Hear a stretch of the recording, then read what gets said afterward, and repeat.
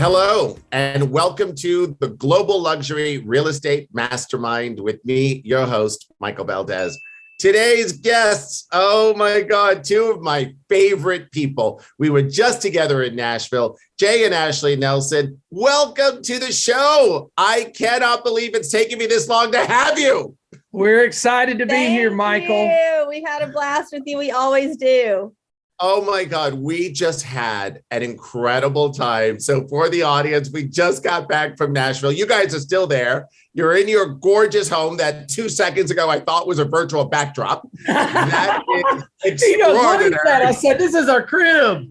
I was just like, this is beautiful. And you guys are just the king and queen of Nashville. And your hospitality was amazing. We had about 100 folks from our eXp family up there, and you guys were amazing, amazing hosts. So thank you for that hospitality. And more importantly, thank you for the conversation today. Well, we think the world of you, Michael. We talk about you a lot. We really do. We really do. The energy that you bring, you're just such a great person to be around as just forget real estate, just as a person. And that's what resonates with us, man. And I mean, you're the big dog in real estate too, but you're a great man. You guys, we're blessed to call you our friend. You use the word energy with me. Wait until you guys sort of like listen to sort of Jay and Ashley. This is crazy. So you guys have like what, 25, 30 years of real estate experience. And it's just extraordinary. For the audience, tell me how it started. How did you get into real estate? Well, I'll go first. I was waiting tables in Nashville, Tennessee, and I had some shots at country music singing and stuff, and kind of had a little bit of success with it, but not enough to call it a job. And I got into real estate and just started. I was still waiting tables, still writing songs every day. And then I just got to where I love people, man. And that's my jam is I don't chase money. I chase what I love and what I'm passionate about. And I'm passionate about other people. And so I really felt like the industry, when I was waiting tables, like I was serving people, right? And I was serving them a $30 steak or whatever. And then I just felt like real estate was very similar. It's about service. It's about giving somebody a white velvet glove experience. And I just took those same skills from being a waiter and started doing houses. And that was 25 years ago. So 1,200 houses later, they're still calling me, asking me to sell their houses in Nashville. And for me, my grandparents owned a Century 21 franchise in Louisiana. Really? My entire life, yes, growing up. Wow. And so that's where I got my start back in 2006 with my grandparents. Wow. So they owned a Century 21 franchise where? In Monroe, West Monroe, Louisiana. Wow. That's crazy. where we're both originally from. Yeah. Oh my God. So you really had it in your blood. Yes. And we are, and my grandparents were people. We are after this. Oh, yes. After this podcast, we have about 150. What? 150 people are coming? People coming to our house for a barbecue. Coming here to the crib, baby. I left way too soon. That's absolutely true. I left way too soon. I missed it by a day. So yeah, we love people, man. We love seeing what I know you do. People's dreams are and see how we can help them. I love that. And you know what? So to that point, tell me how you found eXp, because really when you sort of did that, you really took that feeling of helping others to a whole other level. Well, it was interesting because we had a friend of ours that we had known for a while, a good guy named Sean Sturrock. And Sean was not a very experienced realtor. So he had just gotten his license in Texas. But I loved him as a person. And like I said, I don't think we're, Michael, one thing you always hear me say, no matter how big we get or whatever and successful, we still look at ourselves just like, I still think I'm a waiter in a restaurant. Like, I don't think I'm better than anybody. I really don't. Absolutely. And so I'm always open to listening and hearing other people's visions. And so I get a phone call and he says, look, I want you to get on a Zoom and check something out. And I laughed and told him, I said, Sean, I mean, I've been doing this 20 years and, you're trying to pitch me something. And there's probably nothing that you can show me that I haven't blown $1 million messing up. And then I see a Zoom and I really was like, oh my gosh, if this agent ownership thing is real, like if this is real, like if there's no smoke and mirror and they're actually going to let the actual agents that do all the hard work own the brokerage, if this is real, then I'm interested. And then Ashley will tell you the rest, how we. So he calls me because he had pulled over on the side of the road because he forgot about that webinar. Yep. And then he was like, oh no. So he pulls over on the side of the road and pulls up his computer and watches it with Sean. And then he calls me and says, okay, whenever I get to the house, we need to watch this video. And I'm thinking, oh, great. What are we looking at now? Yeah. And she rolled her eyes. I did. Yeah, I'm sure. He got home and I'll just never forget it. At the kitchen table, we pull up this video, we start watching it. And I'm like, wait a minute. My entire life, I've watched my grandparents recruit agents. That's what a broker owner does. You recruit agents, you mentor agents so that they work at your office so that you can make a piece of their commission. And I was like, watch this. I'm thinking, wait a minute. They're saying we can do that. Yep. We can do this. And we can do it anywhere without the expense and liability. So I actually hit pause halfway through and I said, and I'd use the finger. If my finger comes out, it's a big deal. It's a long finger. It's real now. She's shaking. Comes out. I said, you're leaving ReMax and we're doing this. Yeah, she did. She said, you're leaving ReMax and we're doing this. And we filled out the application that. But I'll tell you something. It was. And you hit pause. I did. I hit pause and I said, you're leaving ReMax and we're doing this. Yeah, she did. Wow. And yeah, go ahead. No, you tell me. What was the rest of your thought? I mean, my thoughts were, Michael, I was like, this is an opportunity of a lifetime. And, my wife's excited about it. And, I believe that fear fear defines us and change is not good. It's hard for people, but like you have to overcome those fears. To sit here and tell you, I mean, we only had 3,200 agents at eXp. Now we're at 78,000 when we joined. Yeah. So there was fear, but I really saw the vision of eXp and that whole agent ownership thing. And I had to go through the fear. So if somebody's looking at eXp, I always say, go through the fear because this can change your life. And now here we are living a very, very blessed, thanks to the good Lord up above and eXp being in our life. So we're just very blessed. And then you come along. I want to say something about you for a second. No. There were a couple pivotal points for us at eXp where I saw something magical happening right in front of me with the person. The first time was when Dave Kennard came to eXp. I never forget seeing Dave speak about his vision for eXp. And I was like, that was a missing link. And then when we saw you for the first time, I said, Michael Valdez was sent to this company. He's got a heart of gold. He understands what agents need, which is critical. Like there's executives in companies all over the place. They don't understand the agent. If you fail to understand the agent, you miss the mark. And Michael, I just want to say thank you because you understand the agents. You understand. You're always listening. I was an agent. I know. Yeah, and so so sweet thank of you for being here, man. You know what? It truly is a family, and we've said this. Even when we were in Nashville this week, I was sitting with Jeff Whiteside, our CFO, and we went to an event that you guys had set up for us at Tootsie's, and we're in the back there, and we're looking around, and he and I looked at each other and said, "This doesn't happen in other organizations. This sense of family just doesn't happen."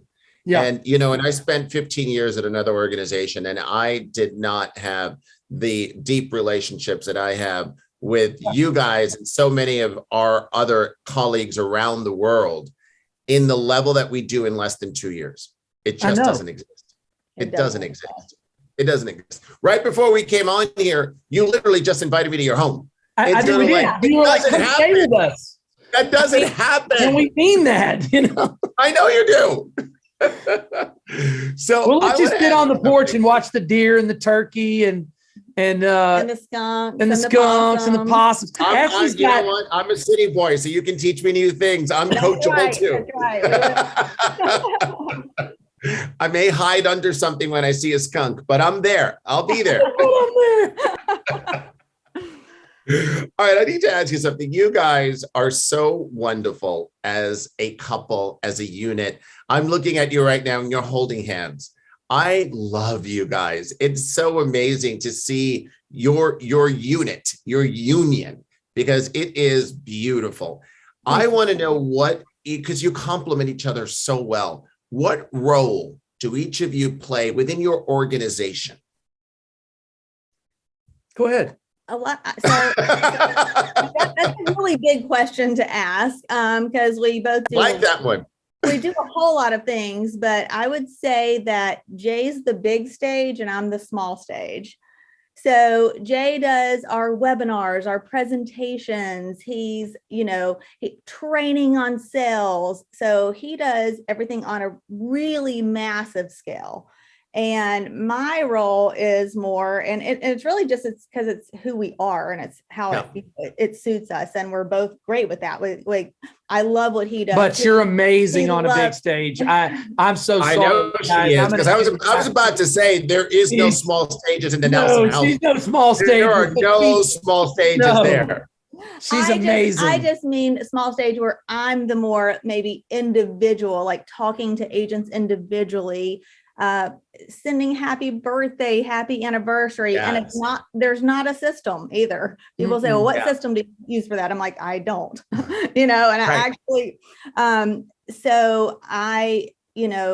we both truly care about our agents, but Jay's really good at that, that big stage and training agents on a large scale. And that's just because we have so many. We have agents. So many, right? I'm not a big stage guy. Like, it's not about being on a big stage. It's just, we grew this thing very organically, one agent at a time. Like, we did it one agent at a time, man. But then when you do it right and people start saying, hey, why did you leave ReMax after 15 years?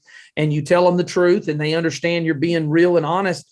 And then, it starts growing and then it turns into, 2,100. I mean, we have that. We hit 22. We actually, what's interesting, I told somebody this morning, I said, the broker in Hong Kong is part of our 2,200 agents, which is phenomenal. It's insane. Phenomenal. And we can't even and we're just blessed and thankful that, this company, man, it's not about Jay and Ashley. And, it's not, it's about the whole unit of the company and what everybody's bringing. So it's really the heart and soul of you guys. You really just take that in, and it's beautiful because it's just beautiful to watch you guys with people. So, to that point, take me to the next part of it, because you also are yourselves. You're a married couple, you're parents, you have a beautiful family. How do you balance that? How do you sort of because you're together all the time, right? You're business partners and your life partners. So how do you balance that? How does it sort of at what point do we shut off and it's sort of it's just the Nelson family time? Can I say it's big, you know what I mean? How does that happen? He wants to answer this, so I'm interested in his answer. Okay. No, I think what a blessing is, Ashley and I, are we 10 years yet? Are we 10 years? This month. Okay. On the 25th, we'll be married 10 years. 10 years. So 10 I love that. 10 years, and it feels like yesterday. I mean, I love this woman more than I have. I love her more every day. And I think our kids, going back into what our family is about, our kids know that because we were a Brady Bunch family. Ashley had 3 amazing biological children. I had 2 amazing biological children. Now we both have 5 kids, and they see the love that we have for each other, and we are driven. And I think it's really translated over into our kids. We're very proud of our kids. My son is doing real estate here in Nashville, and he's just working his butt off. So proud of Dean and what he's doing. Our other daughter just graduated from Alabama and got a phenomenal job working with financial company, and she's just killing it. And all of our kids, we have we have such a great kids, but all of them are different. And we try to understand that, Michael. I mean, we have all our kids are a little bit different, but we try to support them, and they just know we love them. And that's been the key to the whole thing. What did I miss? No, I think that's just true. It really is just love. And that's what we're about. And that's what our kids know and our kids feel, and each of us feel. As far as just like a little practical thing, I would say, like sometimes like when you're, running at this level, it is hard to like, okay, hold up, we got to rein this in. So there are times even like when Jay may be, on the phone or texting or whatever. And I'm like, no, look at me. Look at my face. Like I have to actually be very intentional. I think we both have to be really intentional about that time too, because that can easily get away from you if if you're not intentional about it. Because you guys have the heart, right? So those 2,200 people in your organization are an extension of your family. I know you guys. So when does it become the 150 people coming to your barbecue today, and then just this when you wanted to be the 7, the 2 of you and your 5 kids, right? So at what point does it become 150 or 7, right? Because you're going to give your all at the same time to either one of them. Yeah. Absolutely. How does that balance in your own life? I would say it's really an overall all the time for all of it. Mm-hmm. Oh, I love that. If that makes any sense. 100%. But our kids will FaceTime me sometimes 9 times a day. Especially your daughter. Mom, what do you think of this dress? What do you think of this? No. Oh yeah. And I mean, and I'm on board 100%, but when one of our agents calls and we had, we were just saying how blessed we are.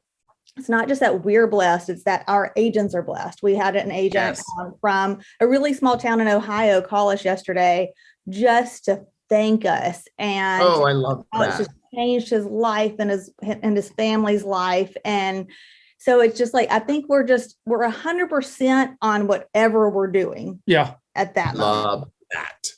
So and we try to be in the present. Be in the present. And, to me, I think I said this to somebody, I can't remember who I said this the other day, but like, I don't have that mindset. You've heard people say, well, it's just business. I don't think like that. When I come across a person that says, well, that's just business, it's nothing personal. Look, I don't have a differentiation between business is personal, because why not put your heart in your business? Right. 100%. I don't want to deal with, if you don't put your heart in your business, I don't want you to be around me, you got to care about you, right? Yeah. It's part and one and the same. And you do have to have times where, you have to designate certain times and make sure you're there for your family. But I'm number one. She number one. Absolutely. I want to talk to you about really what you're just talking about now, because coaching and mentoring, oh my God, do you guys do that? It is a part of your DNA. It just is. And it's just giving back. And you guys sort of like do it like a machine. Tell me why that's so important to you. I've always loved the actual process of being a realtor. I love seeing that client excited about their house. I love being there for them when they have a rough day. Like yesterday, we were with a builder and a client, and it was heated. And I had to like put the fire out 3 times, and it's a $2.2 million deal. I mean, it's not a little deal. And I just try to spin I'm like, look, guys, there are obstacles here. There are some expectations that aren't being met, but we got to figure out, we got the 4th quarter left to play. We still got a chance to light it up and throw 72 on the board in the 4th quarter, and we're going to do it. So let's regroup. But it's really about that process. I like being a problem solver and trying to figure out, and in real estate, you're really just balancing a lot of emotions, because there's always a buyer, there's always a seller, and they never see everything exact. So we're very committed on helping our agents that have partnered with us, Michael. You're going to get massive training. Like, I mean, I take selling houses so seriously. And, you know, I didn't have a team before eXp. So it was just me selling, you know, my last year at ReMax, it was 81 houses I sold without a buyer's agent. Like that's a lot of transactions for one individual to go show the houses. And now my son is working with me, but I loved it, man. And I love helping agents. I love coaching agents, and helping them sell more houses is number one for me. And for me, I think that coaching is not, it is about selling houses, but it's also just about personal growth in general. So I often like think about like myself and other people kind of on a timeline, like a journey timeline. And it's not judging where somebody is. It's kind of meeting somebody where they are and seeing where they can go. And that's what excites me. And let me add Ashley, I've seen this with you, Ashley, so much, where you actually really sort of get into the emotional side of who you're touching, right? And you want to know how it affects their life. And I think that's so beautiful, because you actually go right in there. You go right into the heart. You go right into sort of like, how can I help you? Because every agent's going to be different. That's right. Absolutely. Everybody in your organization is different. So it's not just here are the tools and how to succeed. It's sort of like, what do you need to succeed? That's exactly right. I've noticed. Because people can succeed differently. Yeah, absolutely. Have success. Yes. Yeah. You were going to add something, Jay. I can't remember now because y'all just wrapped it up in a bow there. So, but no, I think what I was going to say is, you know, because I come from, you know, being just a waiter. You know, I didn't have a professional background. Not just a waiter. Always tell me. No. I love waiters. I love waiters, man. I mean, waiters are some of the most talented. I love realtors. Apparently, they're pretty good, and you know, but it's all about service, right? Yeah. If you're waiting tables and it's about what level can you deliver on service.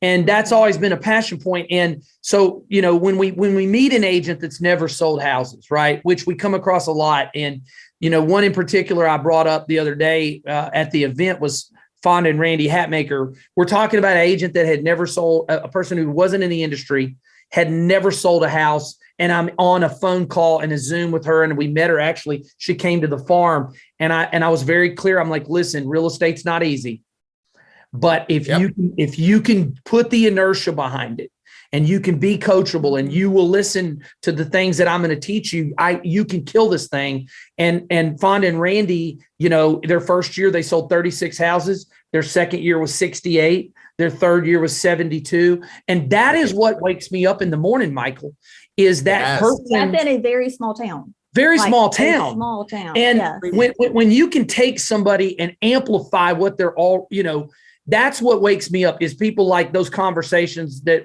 I'm always thinking we're not better just because we've sold 1,200 houses and they haven't sold one yet. I'm like, let's level you up fast and help them get their business off the ground. Yep. I love that. Well, that's going to probably lead right into my next question. I was going to ask you how you guys define success. Define success for me is, you know, honestly, if I didn't wake up next to this woman right here every morning, it wouldn't matter. You could give me $1 billion and that wouldn't cover it.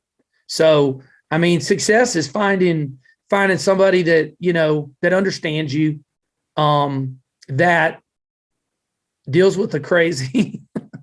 and I found her. So success is that, and keeping our relationship with the big man upstairs, because, you know, I don't want to just be around this woman for the next 50 years. I want to spend eternity with her. So, you know, we are, you know, Christian people, and that's what drives me. I mean, the money is not what we wake up for. I mean, it's great that, you know, thanks to guys like you and Glenn Sanford and all these great visionaries at eXp that have given us this agent ownership. And yeah, we're, you know, making more money than we ever have in our life. But if we didn't have each other, it wouldn't matter. I'd just curl up in a ball. both of us have had a lot and both of us have had less than a little. I've known multi-millionaires and I've known people in the mission field who have nothing and with a smile on their face. It doesn't, your circumstance can't define you. It is that inner joy and inner harmony and inner peace that is success in finding that. And I want to add something to that because Michael, the last downturn that we were in back in 2006, I actually had 6 waiters working with me as realtors, and we sold 219 houses in 2006. And I went out and leveraged out. We bought a development. I was building 122 townhomes here in Nashville. I mean, I had a vision. I had 17 different properties, multifamily buildings, commercial buildings all over the place. And I was sitting on top of the world when the last crash happened. And I'll tell you, Michael, I went from literally, I had 500,000 in cash in the bank and all these properties to just bled out over 2 years. Our development, the bank we had went under, and I was broke, bro. I'm going to tell you, man. 2008, when me and Ashley actually got together, I was like, let's order off the dollar menu, babe. At McDonald's. And I think that, I tell people all the time, man, because I do come across people and they're like, man, you guys are so successful and you guys are this. I'm like, man, listen, what are you trying to tell me? You're broke? And they're like, yeah. I said, well, you know what? I was negative 3 million in the hole broke. So I had zero money. And I owed banks $3 million when we met. And so you will define yourself not when you're on top. Like the definition of who somebody is when you're down.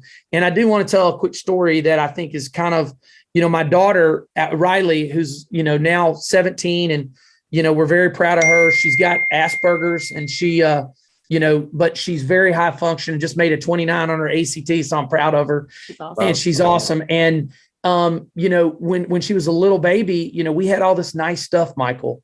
I mean, we had all these cars and houses and all this stuff. And then when she turned 6 or 7 years old, I mean, I was living I had to move into a little rental house and kick a rock band that was renting the rental house. These were rock guys. I said, guys, get out of my house. I'm losing my big house. And I remember I took my daughter in there, Michael, and I remember she looked at me, and she, a little baby girl, they don't understand. And she's like, Daddy, I want to go back to the big house. I don't like this house, and she's just a kid, right? They don't understand. Sure. And I said, baby, we'll get back. Dad's going to work. I'm not going to be down for just, let me go to work. I'll get us back. And that's what Ashley and I have done together is overcome those things to get back where we are. So and know that, I mean, you're okay and you can go do it again. Yeah. Yeah. That's right. You can go do it again. Get up off the mat, wipe the blood. Bruce Lee, when he gets cut and he's got the cuts and he goes and he tastes it. Sometimes you got to taste the blood and get back in the fight, baby. I love that.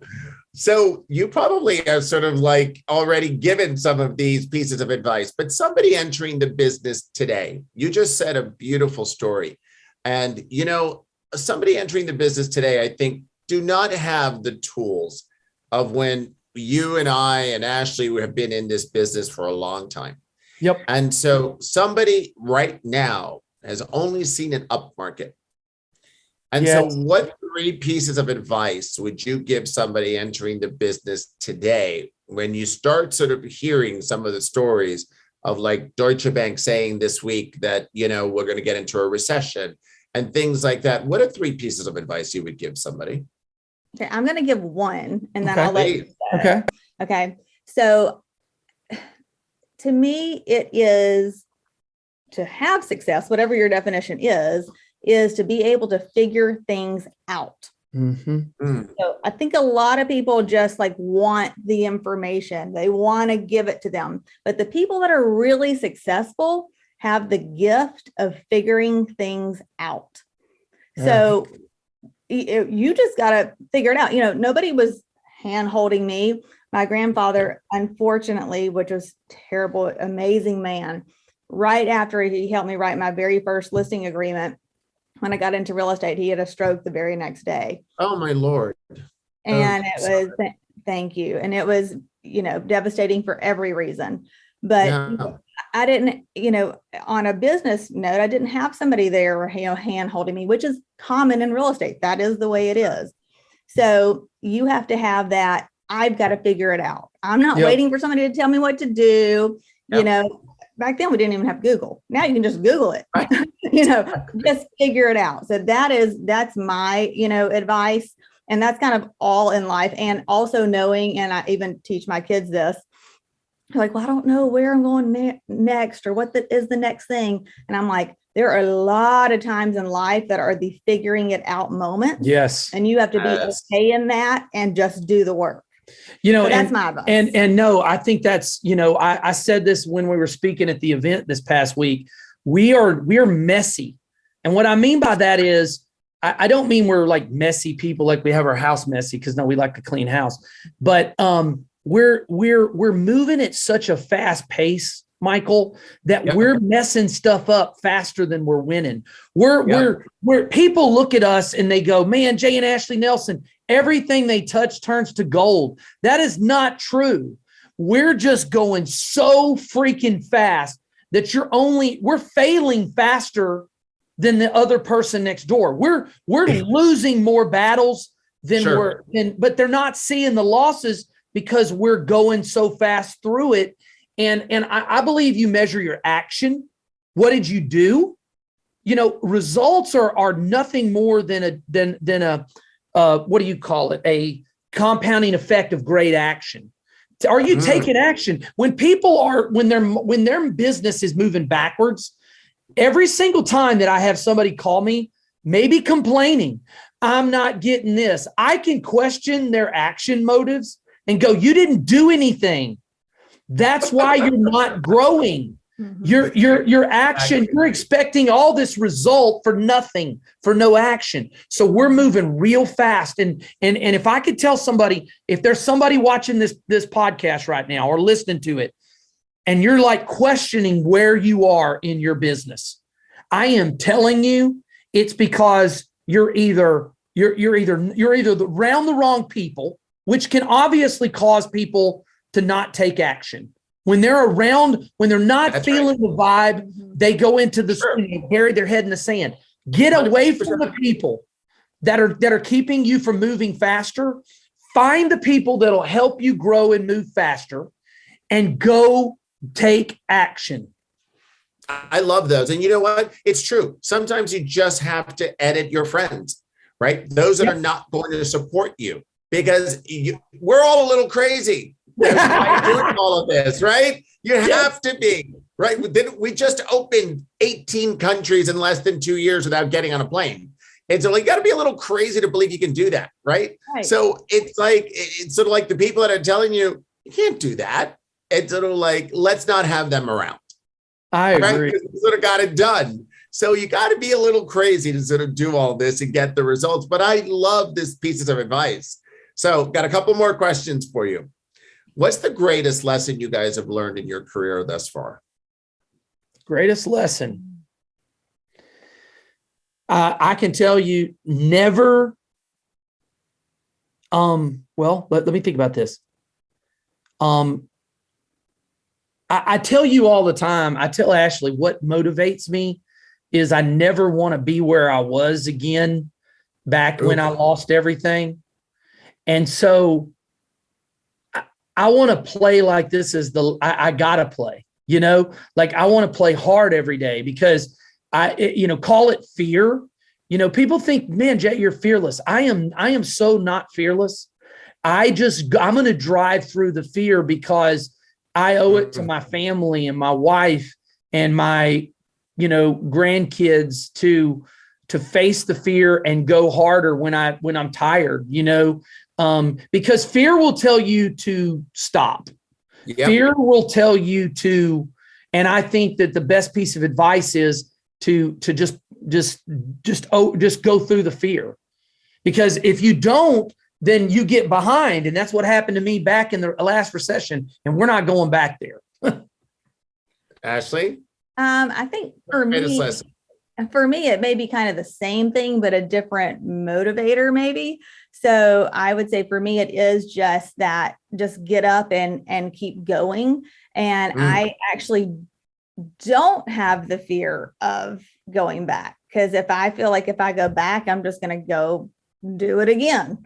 You know, I'm going to work harder and do it again. So I think it's the same end result, same action result with a different, you know, maybe motivator behind it.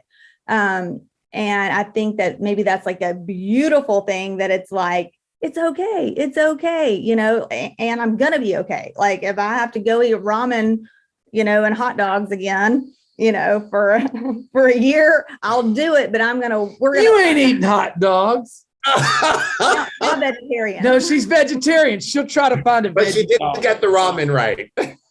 Yes. No, she don't like hot dogs. But my point, but she would eat them if she had to. My point is, I think that the lesson is that, you know, there's nothing beneath me and there's nothing above me. I always say, if I have to go scrub toilets, I will, but also don't put a cap on me. So I think that's really the biggest lesson, is you do what you freaking have to do. Absolutely. Love that. I have one final question, and I love asking my guests this question. So in your book of life, what is this chapter called? This current chapter? What is it? I want you to come up with this one. What is this chapter called? I would say happiness, because I'm happy. I'm happy with you. I'm happy with all the people in our lives that we're helping. I'm happy seeing our kids finding their happiness in their lives. I mean, and you know, we've all been through a lot of stuff. I mean, we're very, very blessed in happiness is what I would say our chapter is.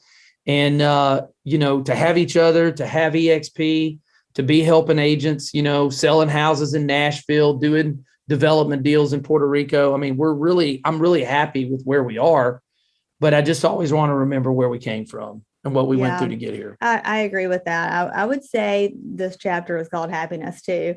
And sometimes I think back and I say, who was that? Like, you know, I think of different phases of different chapters of my life and thinking, who was that person? Me too. You know, but if I wasn't that person, I wouldn't be this person. And so I think that it is a thankfulness, maybe thankfulness. We've all been through this chapter. I'm thankful for all of the other chapters that have led us. Yes. Yeah. Those hard chapters, Michael, they define, like you said, I mean, we had a lot of struggle.